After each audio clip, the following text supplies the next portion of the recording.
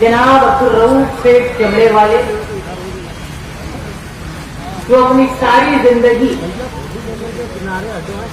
साथी निहाल अहमद साहब के साथ सोशलिस्ट पार्टी, जनता पार्टी और आज जनता दल सेकुलर तक बराबर ईमानदारी के साथ साथ निभा रहे हैं। वो इस जलसा-ए-आम की सदारत कर रहे हैं। यहाँ हाजी अब्दुल गफूर साहब, वसीम पहलवान साहब और इलाके के सरपरस्त और जिम्मेदारान भी मौजूद हैं। महागठबंधन आघाड़ी के कारपोरेटर्स भी हैं। कांग्रेस आई के साबिक यूथ कांग्रेस के शहरी सदस्य भी ले लेना और आज नुमाया हैसियत रखने वाले कांग्रेस आई में जो पॉलिसी को नापसंद करते हुए जिन्होंने जनता दल में शमूलियत अख्तियार की, मोहम्मद हुसैन साहब, वो भी यहाँ मौजूद है। हम लोग 23 तारीख को होने वाले इलेक्शन के सवाल पर इकट्ठा हैं और बात कर रहे हैं। ये इलेक्शन वार्ड नंबर 6 का मोहतरमा साजिदा मोहम्मद याकूब के इंतकाल के बाद ये नसीब खाली हुई। साजिदा मोहम्मद याकूब साहबा जनता दल के निशान पर मुस्तैदा महाज की उम्मीदवार थी, कामयाब हुई। अल्लाह ने कामयाबी नवाजी इज्जत दी। मौसूफा जब तक हयात रही, मेंबर रहते हुए हमेशा पार्टी के साथ ईमानदारी का रवैया उन्होंने रखा। पार्टी के किसी फैसले के खिलाफ वो नहीं गई। पार्टी का कोई भी, कोई छोटी बड़ी मीटिंग, कोई हाजिरी पार्टी नेता और लीडर की मर्जी के बगैर उन्होंने नहीं की। इसलिए मैं उनका हमेशा शुक्रगुजार रहूंगा। उनकी नशिस्त खाली होने के बाद इलेक्शन के उम्मीदवार का फैसला करने के लिए इस वार्ड में इलेक्शनी कमेटी बनाई गई, जो इलाके के सरकर्दा अफराद पर मुश्तमिल थी। इस कमेटी ने आए हुए अरीजों में फैसला किया कि जनाब अमानुल्लाह खान सर साहब की अहलिया शकीला बेगम, जो उसके साबिक सदर मुदर्रिसा रही है बड़े अरसे तक, पढ़ी लिखी खातून है, समाजी तौर से अपनी एक जाती हैसियत रखती हैं, भरे पूरे खानदान में रिश्ता और संभालने का काम करती हैं। कमेटी ने फैसला किया कि ये इलेक्शन में जनता दल की उम्मीदवार होगी। कमेटी के फैसले को मैंने, मुफ्ती इस्माइल साहब से और महागठबंधन के सभी अरकान ने कबूल किया और माना। जहां तक अमानुल्लाह खान सर की बात है, वो हैदराबाद स्टेट से जब मालेगांव शहर तशरीफ लाए,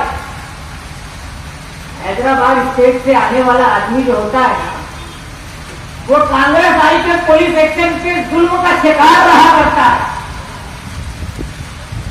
वो जानता है कि क्या सलूक हैदराबाद स्टेट में लोगों के साथ और सलियत के साथ किया गया। वो मालेगांव शहर तशरीफ लाए और उस वक्त की सोशलिस्ट पार्टी और बाद में जनता पार्टी तक वो सरगर्म रहे, उसमें काम करते रहे। हालांकि वो मालेगांव हाई स्कूल में मुलाजमत करने के बाद ये खानदान के यहाँ मुलाजमत करने लगे, प्रोफेसर रहे। सियासी तौर से वो कांग्रेस आई के मानने वाले थे, हीरे खानदान के लोग, मगर अमानुल्लाह खान सर बराबर साथी निहाल अहमद साहब के जलसों में निजामत भी करते रहे और तकरीर भी करते रहे। मुझे याद है कि आज आंख का दबड़ा दवाखाना रोटरी क्लब माना जाता है, आंख का ऑपरेशन वहां होता है। डॉक्टर नवल राय शाह और दूसरे लोग उसमें सरगर्म रहा करते थे। आज उनके आल औलाद हैं। उस जमाने में मेरी पैदाइश से पहले की बात है, बताया गया कि 1971 और उसके बाद के वक्त में बड़े मशहूर सर्जन थे बदर मशरकी, आंख के दवाखाने, आंख के, उनको सोशलिस्ट पार्टी के जमाने में अमानुल्लाह खान सर, डॉक्टर नवल राय शाह और निहाल साहब ने बुलाकर मालेगांव शहर में आंख का पहला ऑपरेशन का कैंप करने की कोशिश की और बड़े सैकड़ों लोगों को उससे फाइट किया। ये बोलने का मतलब और मकसद मेरा ये है कि जो खातून उम्मीदवार हैं उनके शौहर और मुख्तलिफ समाजी हैसियत रखने वाले, और मैं तो खुशकिस्मती इसको ये मानता हूँ कि उम्मीदवार तो ऐसी हैं कि जो खुद कान पकड़ के रिजवान सर से भी सवाल जवाब कर सकती है। इसकी मुझे खुशी है। पार्टी में शमूलियत अख्तियार करते हुए और ईद मिलन प्रोग्राम के वक्त और इलेक्शन कमेटी से इलेक्शन में उम्मीदवारी का फैसला करते हुए रिजवान सर साहब ने माजी में हुए हालात पर अफसोस का इजहार किया। वो नादिम हुए और इस बात का इजहार किया कि वो आइंदा पार्टी के साथ मुसलसल लगे रहने का काम करेंगे। मैं मानता हूं कि खुदा भी सगीरा और कबीरा गुनाह माफ कर देता है, तो मैं तो खाक के पुतले हैं। जहां सियासी तकाजे की बात होगी, सियासत के नजरिए से देखने की बात होगी, अगर उन्होंने कोई गलती की तो तुम उसकी सजा जनरल इलेक्शन में दे चुके हो, सजा दी ना तुमने। अगर गलती है तो उसकी सजा देने के बाद बार बार दोगे क्या? अगर गलती है तो बेटे की सजा मां को दोगे क्या? कहना मैं ये चाहता हूं कि ये पार्टी नजरिए तो चलती है, कोई क्या कहता है इसकी मुझे परवाह नहीं। जनता दल सेकुलर साथी निहाल अहमद साहब के नजरिए तो चलती है। हमने इस शहर में हमेशा समाजी तौर से सुधार करने का काम इलेक्शन में उम्मीदवारी करते हुए किया। यहां अब्दुल अजीज नजीर अहमद साहब अजीज दल्लू बैठे हैं। मालेगांव शहर की सियासी तारीख गवाह है कि जनता दल ने और साथी निहाल अहमद साहब ने ये सोचकर उनको उम्मीदवारी दी कि ये आदमी कैद है, जेल में है, अगर ये अवामी वोटों से चुन कर आएगा तो ये ताजपुर कोर्ट सरकार के पास जाएगा कि आवाज उसको बेगुनाह मानती, उसका फायदा पहुंचा। मुझे याद है जामे मस्जिद के बाहर गुलामी वाले का वाकया हुआ करता था। निहाल अहमद साहब ने हिकमत की, माता मठ तालीम के सदर परवीन पाटिल को ही टिकट दे दिया, मुस्लिम मिले जुले इलाके से। और उसके बाद हाल यह रहा कि गणपति विसर्जन का काफिला जल्दी से वहां से गुजरे, इसका इंतजाम वही करने लगे। अब वहां ये शिकायत नहीं आती। जनता दल ने मालेगांव शहर में हमेशा सियासी तौर से सुधार का काम किया और जो उसी की कड़ी। हम मुश्किल हालात में भी अपनी रविश नहीं बदलते, हम अपना उसूल नहीं बदलते। मैं यहां बोल रहा हूं, सियासत में एक ही बात निहाल साहब ने सिखाई है कि तुमको जूता भी पड़ेगा, लड्डू भी मिलेगा, हार भी मिलेगा, तारीफ भी मिलेगी, परिणामी भी मिलेगी, मगर अपना रास्ता और अपना दिखाया हुआ कदम कभी पीछे मत हटाना। और हम उसको बराबर टिके। मैं यहां बोल रहा हूं, मैं जानता हूं कि मुझे अगर डॉक्टर फैसला करेंगे तो ऑपरेशन दोबारा करने के लिए जाना पड़ेगा। अगर उसकी तारीफ तय होगी तो मैं आपको बोलूंगा। मगर हमने अपने लीडर से यही सीखा कि ताकत के साथ अपनी पार्टी और अपने वर्करों के दम पर अपने इत्तेहादी साथियों को लेकर बुराई के खिलाफ लड़ते रहो। मैं मुफ्ती इस्माइल साहब का भी शुक्रगुजार हूं कि अगर मुझे इलाज और मानने के लिए सफर करना पड़ रहा है, कहीं जाना आना पड़ रहा है, जो वक्त मुझे इलेक्शन में अपने उम्मीदवार के लिए देना चाहिए मैं वैसा वक्त नहीं दे पा रहा। मैं जाती तौर से शुक्रगुजार हूं उनका कि उन्होंने एक बेहतरीन इत्तेहादी साथी के साथ साथ रफीक और मुरब्बी बड़े भाई का किरदार भी मेरे साथ अदा किया। क्या बात।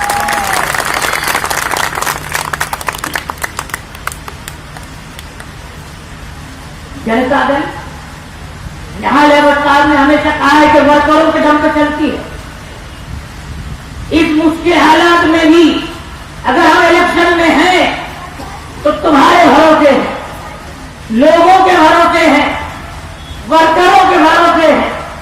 और मुझे हर बात की हर हाल में उम्मीद है कि साथी न्यायालय साहब के निशान को इस इलाके के लोग किसी हालत में कमजोर नहीं होने देंगे। आजकल रिजवान सह की वारदा को टिकट देने पर कांग्रेस आई में बड़ा मातम मचा है, बड़ी तकलीफ हो रही। अरे दुख, हाय तौबा, निहाल साहब की सारी मोहब्बत, सारा दुख इनके ही हाथों ऊपर था। जिनकी सारी जिंदगी साथी निहाल अहमद साहब के खिलाफ बोलने, करने, सोचने में गुजर गई। इनके पास इलेक्शन में आज कुछ नहीं है तो निहाल अहमद साहब के हमदर्दी का नाम ले रहे। मैं इनके बारे में क्या बोलूं? इनके बारे में अपनी जिंदगी में निहाल अहमद साहब ने कह दिया कि ये बाप बेटे की उल्टी बंदूक वाली जोड़ी है, ये गांव के लिए मुसीबत ही रहे। और आज भी कोई मौका ये साथी निहाल अहमद साहब को बदनाम करने का जाने नहीं देते। मालेगांव तहसील ये खतरा और नासूर कांग्रेस आई, जितने इस शहर का पानी, ईद का दिन मुझे याद है, फजर की नमाज के वक्त में मेरी गली से गुजर रहा था। सिराज भाई ने मुझे रोका मेरी गली में और पूछा कि बुलंद अभी तक पानी नहीं आया यार, घर के लोग नहाए नहीं और आगे के तमाम हिस्सों में यही हाल है, कब न लाएगा। मैं सोचने लगा कि मालेगांव शहर जिसके पास इंतजाम किया गया चरकापुर डैम से पानी का, जिसके पास इंतजाम है गिरना डैम से पानी का, जिसमें सरकारी रिकॉर्ड ये दिखा रहा है कि सितंबर तक एक दिन नाले से पानी मिलेगा।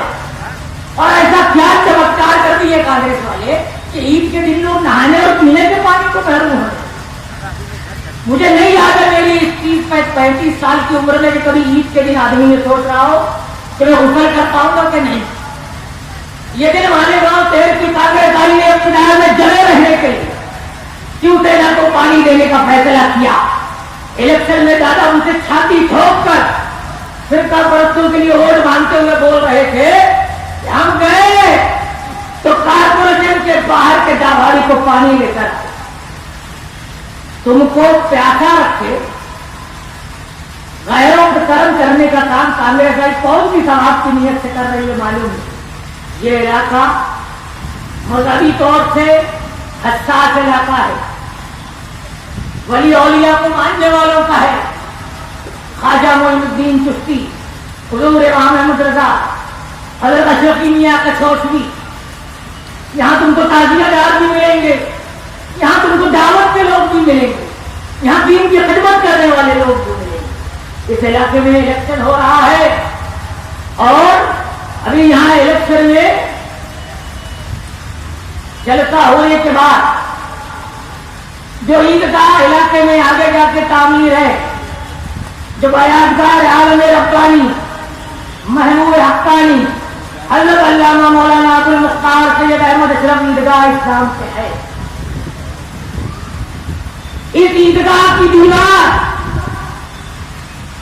चंद फीट बनाकर 35 लाख का बिल कांग्रेस आई के चमत्कारी चैंपियन चोरों ने कारपोरेशन में जमा करा दिया। बेहद अफसोस की बात है कि मस्जिद और मीनारों के इस शहर में जहां अच्छाई और बुराई के फर्क का ख्याल किया जाता है, वहां ईदगाह पे ईद के दिन मिंबर से बयान देते हुए ईदगाह के इमाम को, पेश इमाम को ईद के बयान में यह कहना पड़ता होगा कि लोगों, नमाजियों, हमारी ईदगाह की दीवार तामीर नहीं होती, हाथ भर की दीवार है और बिल 35 लाख का जमा हो गया। हमने इसकी शिकायत की, हमने मदद मांगी, हमने कारपोरेशन को लिखा, मगर कोई फैसला नहीं होता। लोगों इसके लिए दुआ करो और मदद करो। मालेगांव जैसे मदनी शहर में कांग्रेस आई क्या दिखाना चाहती है इस शहर को? तुम्हारी करोड़ की जाने नहीं छोड़ते, तुम्हारे ट्रेनिंग सेंटर में 4-4 लाख का करिश्माती चमत्कारी पानी पिला रहे हो वाटर कूलर में। तुम कोई रास्ता चोरी कर नहीं छोड़ते। इतनी बड़ी अजीम शख्सियत के नाम पर अगर ईदगाह तांगी हो वहां तुम चोरी करने से बात नहीं आते। मैं मानता हूं कि मालेगांव शहर का यह इलाका जो मदन तौर से बेहद हसास है, यहाँ की आवाम ऐसी चोरी करने वालों को हर हाल में सबक सिखाएगी। मैं आपसे यही गुजारिश करूंगा कि 23 तारीख के इलेक्शन में शकीला बेगम का निशान वोटिंग मशीन पर नंबर 2 है, प्यारे वाली भाई। हर वो आदमी जो झूठा ढकोसला दे रहा होगा, जो ढोंग कर रहा होगा, दरअसल वो साथी न्याय है उसके निशान को हराना चाहता है। और मैं मानता हूं चाहे सर्वे नंबर 57 हो, नया इस्लामपुरा हो, शाहबाद नगर हो या इसके आसपास से लगी हुई सारी बस्तियां, यहाँ के लोग अपने लीडर की मोहब्बत में, अपने लीडर के निशान को किसी दर्जे में शर्मसार नहीं होने देंगे और तारीखी अक्सरियत से जनाब शकीला बेगम अमानुल्लाह खान को आप कामयाब करेंगे। यही हम सब